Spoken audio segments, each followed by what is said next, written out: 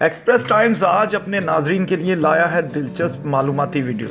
ناظرین، پاکستان میں ایک مال گاڑی ایسی بھی ہے جس کی رفتار بیل گاڑی سے بھی کم ہے اور جو 732 کلومیٹر کا فاصلہ کئی روز میں طے کرتی ہے۔ یہ ٹرین کوئی عام ٹرین نہیں بلکہ پاکستان اور ایران کے درمیان چلنے والی فریٹ ٹرین ہے۔ ٹرین کی رفتار اس لیے کم ہے کہ یہ خستہ حال ہے اور طوفان کی وجہ سے ساری ریت ٹریک پر آ جاتی ہے، جس کو صاف کرنے کے لیے لیبر کو کئی گھنٹوں تک کام کرنا پڑتا ہے۔ بہت ساری جگہوں پر اس ٹرین کی رفتار بیل گاڑی جتنی رہ جاتی ہے۔